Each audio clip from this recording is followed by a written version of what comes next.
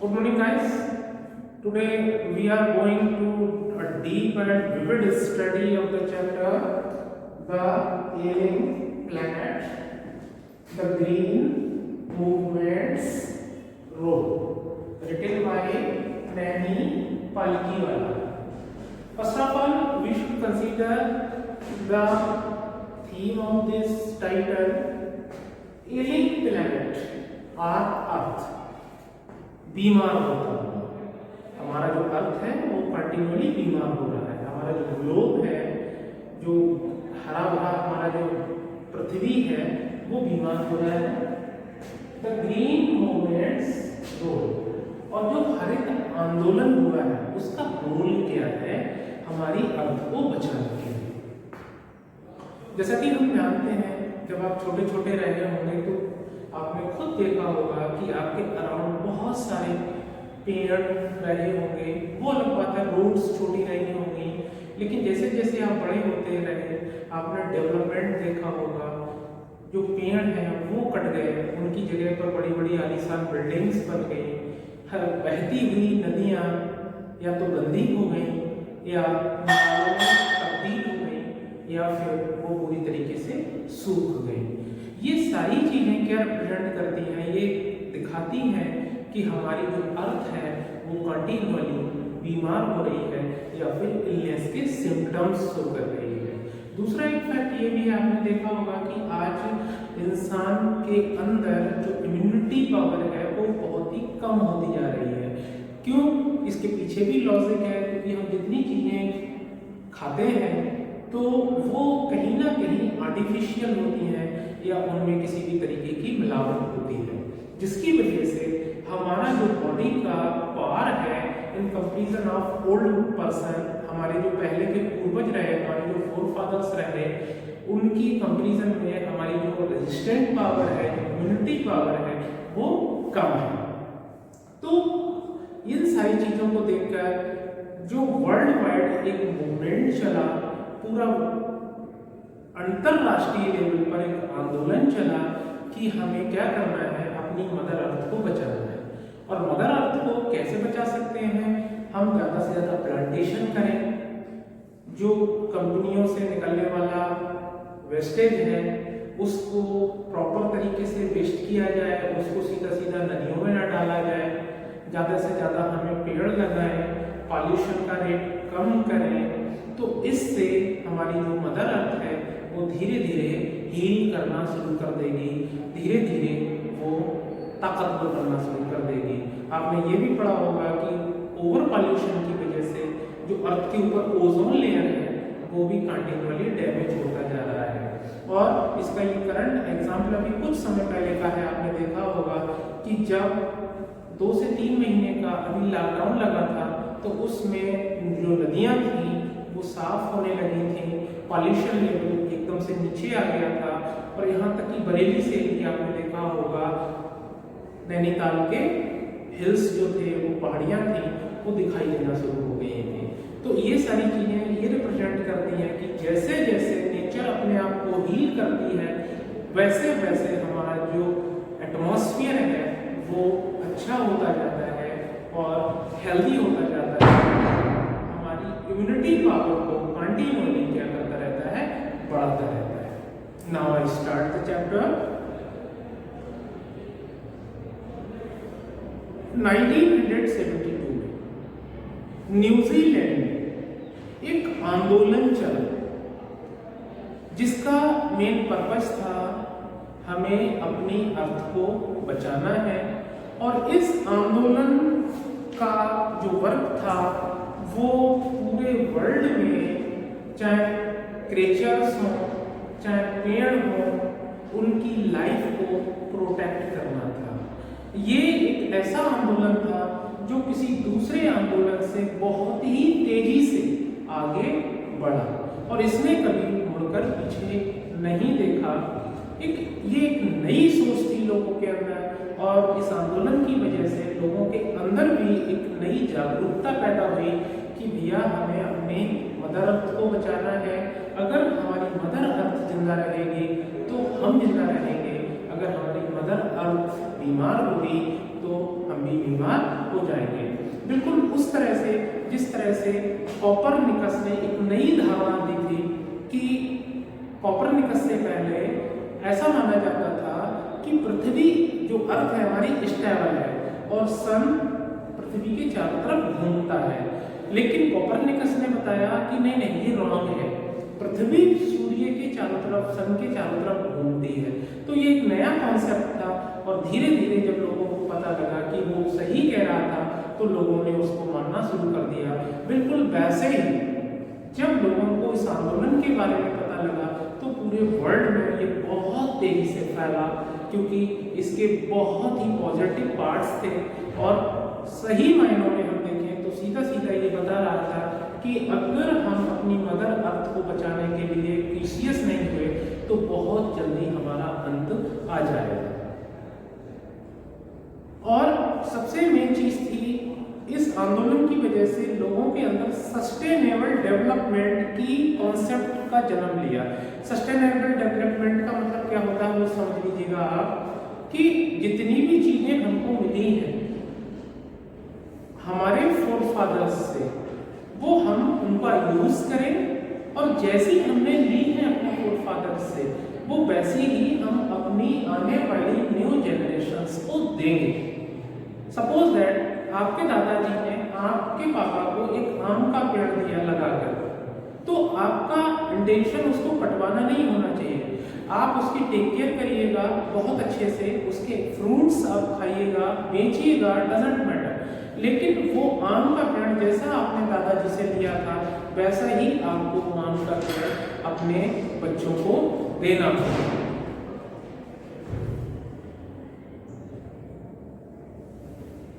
और इसी चीज को आगे बढ़ाते हुए जाम्बिया, जो लुसाका जाम्बिया ने पहल की, वहां के चिड़ियाघर में एक केबिन था, उसमें लिखा हुआ था कि इस केबिन के अंदर दुनिया का सबसे खतरनाक जानवर है।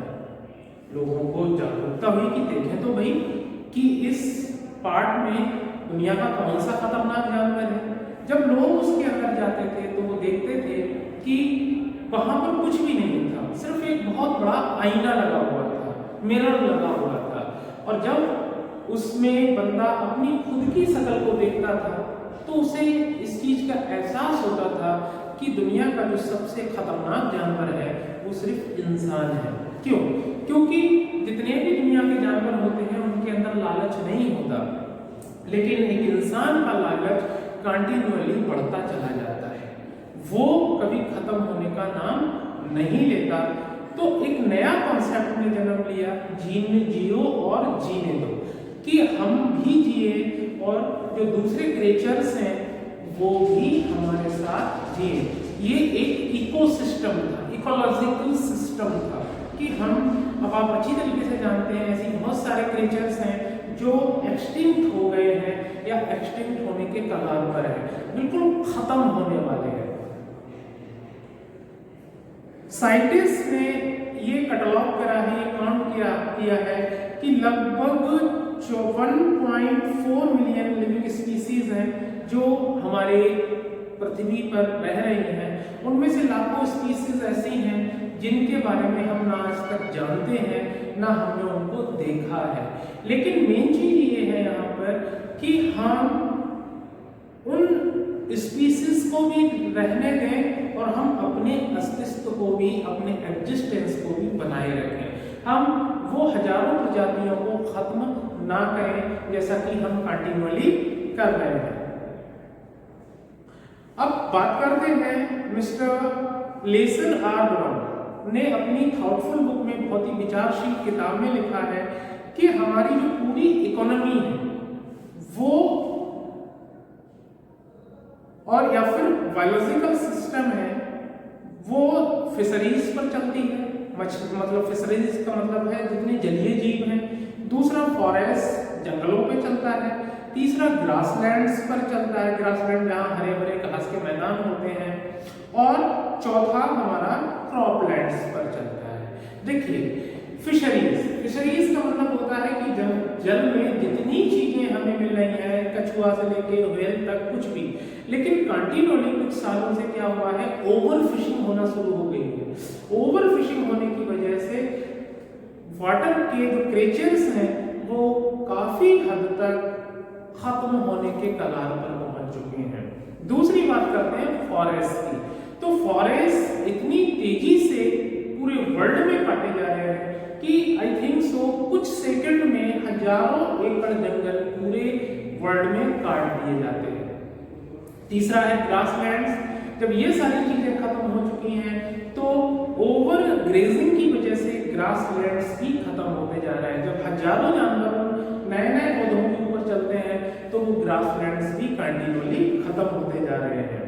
और बात करें क्रॉपलैंड्स की, क्रॉपलैंड्स तो आप अच्छी तरीके से जानते हैं, वो खेत जो फसल देते हैं। अब देखिए क्या होता है कि हम कंटिन्यूअली खेतों से फसल लेते रहते हैं तो उनकी जो पावर है फील्ड्स की, ग्रोइंग पावर है, एंडिंग पावर है, वो कंटिन्यूअली गिरती जाती है।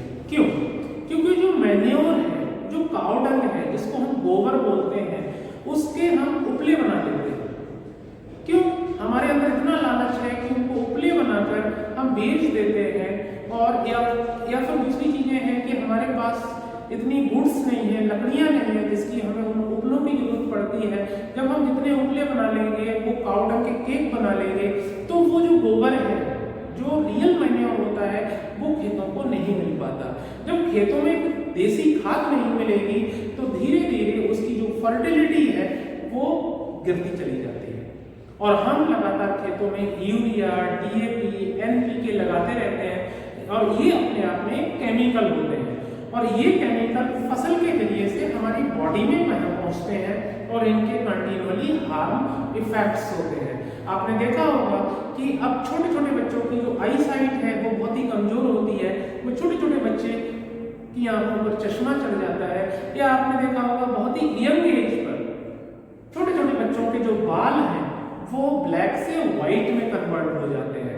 वो ये सारी चीजें डिपेंड करती हैं कि हम क्रॉप्स में कितने सारे पेस्टिसाइड यूज कर रहे हैं, कितना सारा यूरिया यूज कर रहे हैं, कितना सारा डीएपी यूज कर रहे हैं। क्यों यूज कर रहे हैं? क्योंकि उन खेतों में मैन्योर नहीं मिल पाता।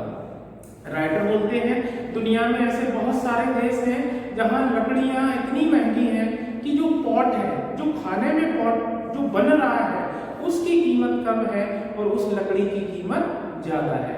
दूसरा, जो ट्रॉपिकल फॉरेस्ट है, ट्रॉपिकल फॉरेस्ट जैसे हमारे इंडिया में पाए जाते हैं या पाकिस्तान, बांग्लादेश, अफगानिस्तान, ये जो एशिया माइनर के जो गर्म प्रदेश हैं उनमें ये ट्रॉपिकल फॉरेस्ट पाए जाते हैं और ये evolution of the new species है। यहाँ पर नई नई प्रजातियां जन्म लेती हैं, लेकिन अंधाधुंध वनों की कटाई की वजह से वो जातियां भी, वो क्रिएचर्स भी लगातार खत्म होते जा रहे हैं। क्योंकि इन ट्रॉपिकल फॉरेस्ट में बरसात भी खूब होती है, नई नई स्पीसीज का जन्म होता है, लेकिन जब जंगल ही नहीं रहेंगे तो ये नई नई जातियां कहां से पैदा होंगी।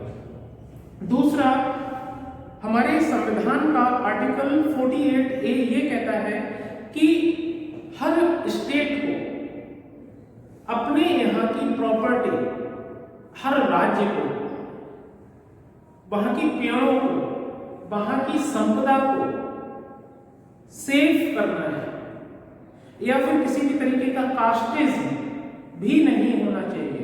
राइटर ने कहा है कि हमारे भारत में कानून बनते हैं लेकिन कभी एप्लीकेबल नहीं होते। स्टेट्स को कहा जाता है कि आप अपने स्टेट की नदियों को साफ रखें, कोई ध्यान नहीं देता। स्टेट्स को कहा जाता है कि आप जितने पुराने पौधे हैं, पेड़ हैं, उनको काटना नहीं है, आपको नए पौधे लगाना है। प्लांटेशन तो 1 जून को हर साल होता है, लोग फोटो भी खिंचा देते हैं। और कितनी फुल ऑफ ट्रेजेडी वाली बात है कि अगले साल फिर से उसी जगह पर एक नया प्लांटेशन होता है, फिर से पौधे लगते हैं, फिर से फोटो खिंचाए जाते हैं, लेकिन जो बंदे ने पिछली साल उस जगह पे फोटो खिंचाए थे और पेड़ लगाए थे, वो कभी इस बात को नहीं पूछता कि लास्ट ईयर का पौधा जो लगाया था वो कहाँ चला गया। पौधे लगाना काफी नहीं है, बच्चे पैदा करना काफी नहीं है, मेन चीज होती है केयर टेकिंग। जब आप उनकी केयर टेकिंग नहीं करोगे तो वो समय के साथ साथ खत्म हो जाएगा। हमारे यहाँ की इतनी बड़ी ट्रेजेडी है कि नेता लोग या अधिकारी लोग पौधे लगाते हैं, पौधे लगाकर रिबन काटते हैं और वहां से चले जाते हैं, लेकिन दोबारा उस जगह पर आकर नहीं देखते कि 2 दिन पहले बकरी उस पौधे को खा गई, भैंस खा गई, गाय खा गई, या किसी ने उसमें पानी लगाया नहीं लगाया, जिसकी वजह से वो पौधा सूख गया। और अगले साल को वो स्माइलिंग करते हुए फिर आते हैं उसी जगह पर, फिर पौधा लगाते हैं, फोटो खिंचाते हैं, अखबारों में फोटो खींचते हैं, प्लांटेशन हो जाता है। सिर्फ प्लांटेशन ही काफी नहीं है, केयर टेकिंग भी बहुत जरूरी है। और जब तक ये चीज हम लोगों को समझ में नहीं आएगी, ट्रू प्लांटेशन नहीं हो पाएगा।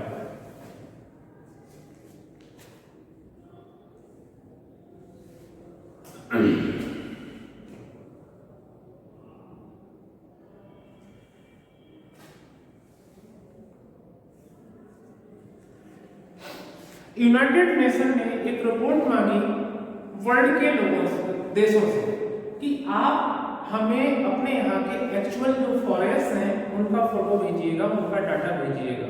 और ताज्जुब वाली बात है कि विश्व के हर देश ने यूनाइटेड नेशन को अपने यहाँ के अलग अलग जगहों के पिक्चर्स भेजे, पेड़ों का डाटा भेजा कि हमारे यहाँ पर इतने लाखों लाखों एकड़ में जंगल है।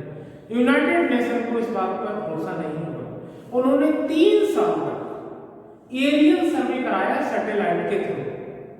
और ताज्जुब वाली बात देखिए, जिन देशों ने ये डाटा दिया था कि हमारे इस जगह पर लाखों लाखों एकड़ पेड़ हैं, वहां पर कोई भी पेड़ नहीं था। बिल्कुल गलत डाटा दिया। बिल्कुल ऐसे ही चाहे हमारा देश हो, हमारा स्टेट हो, किसी दूसरे पड़ोसी देश हो, वहां पर भी सरकारी दस्तावेज में ये होता है कि इस जगह पर हजारों पौधे हैं, हजारों पेड़ हैं, लेकिन रियलिटी ये है कि वो सारे पेड़ काट दिए गए हैं और उन पर ऊंची ऊंची बिल्डिंगें, उन पर ऊंची ऊंची इमारतें खड़ी हुई। अब बात करते हैं ओवर पॉपुलेशन की। जो ओवर पॉपुलेशन है ये भी एक बहुत बड़ा ड्रॉबैक है किसी भी देश के लिए। जो गरीब है वो और गरीब होता जा रहा है, जो अमीर है वो और अमीर होता जा रहा है। रीजन क्या है? क्योंकि आप अच्छी तरीके से जानते हैं, it is a time of machine, it is a era of mechanism. हर जगह पर मशीनें आ चुकी हैं। जहां पर लाखों लोग लगते थे वहां पर सिर्फ 2 मशीनें लाखों लोगों का काम करती थी। जब मैं छोटा सा था तो रोड किनारे टेलीफोन की जब लाइन पड़ती थी तो हजारों मजदूर में देखता था छोटे पर कि फावड़े से रोड के किनारे लाइन्स को खोदते थे, फिर वो केबल डाली जाती थी। आज जेसीबी आ गई, वो सुबह काम स्टार्ट करती है और शाम तक कम से कम 10 से 15 किलोमीटर तक जगह खोदती चली जाती है। तो इसका मतलब क्या है कि उस मशीन ने उन हजारों लोगों को अनएम्प्लॉय बना दिया। लेकिन गरीब आदमी ये समझता है कि हम अगर ज्यादा बच्चे पैदा करेंगे तो ज्यादा वर्कर्स होंगे, लेकिन वो एक बात भूल जाते हैं, it is a time of machines.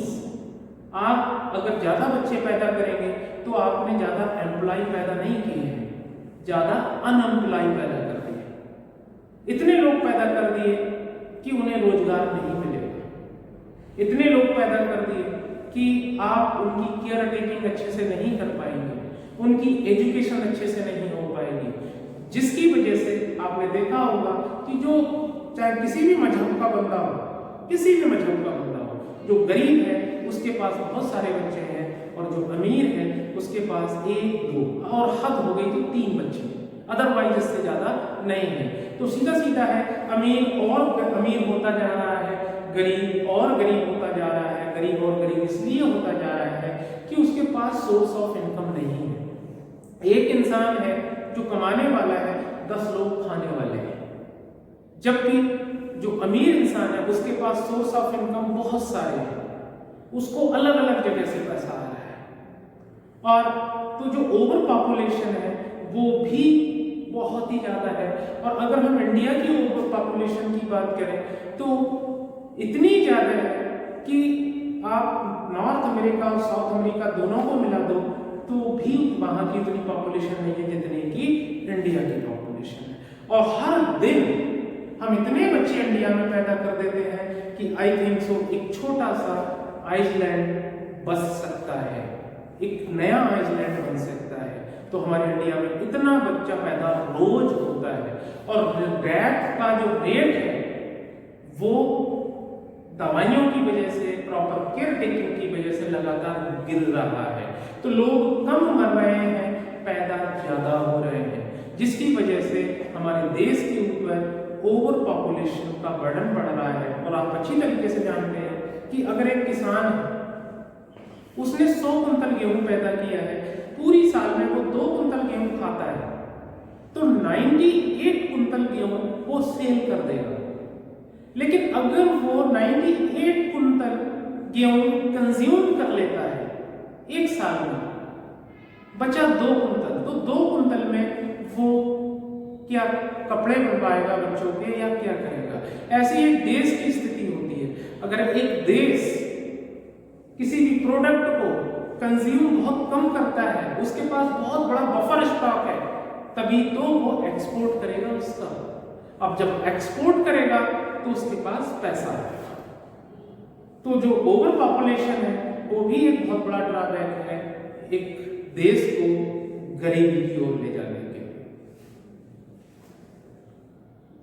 और इन सारी चीजों के बावजूद कुछ वर्ल्ड के बहुत ही फेमस लीडर्स रहे हैं, कुछ वर्ल्ड के बहुत ही फेमस कंपनियों के मैनेजर रहे हैं, जो हमारे प्लेनेट को एलियन से बचाने के लिए बहुत ही कुछ उन्होंने किया। आप लोगों ने डूपॉन्ट कंपनी का नाम सुना होगा, जिसकी रीजेंट आती है, गले में लगाते हैं। तो उनके जो मैनेजर थे मिस्टर एडगर एस बुलॉर्ड, उन्होंने कहा कि हम अपनी कंपनी में ऐसी चीज बनाते हैं, ऐसी दवाइयां बनाते हैं जो पौधों को हील करती हैं, पेस्टिसाइड बनाते हैं, और वो पेस्टिसाइड फसलों को बचाती हैं, वो पेस्टिसाइड पेड़ों को बचाते हैं। और इस तरीके से हम सीधा सीधा पूरी वर्ल्ड की ग्रीनरी को बचाते हैं उन पेस्टिसाइड की वजह से। उन्होंने कहा हमारा मैं जो हूं कंपनी का चीफ एनवायरमेंटल ऑफिसर हूं, मैं चीफ ऑफिसर तो हूं, लेकिन उन्होंने एक वर्ड एनवायरमेंटल लगा दिया कि मैं पूरे वर्ल्ड के एनवायरनमेंट को ध्यान में रखकर हमारी कंपनी प्रोडक्ट बनाती है। और जो दुनिया का जो सबसे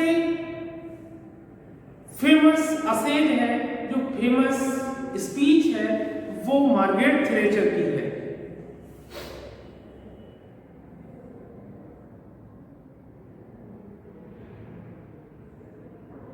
उन्होंने कहा no generation has a free hold on the earth, all we have is a life tenancy with full repairing lease. उन्होंने कहा कि भाई दुनिया की किसी भी जनरेशन को कोई हक नहीं है कि वो पृथ्वी की सारी चीजों को खत्म कर दे।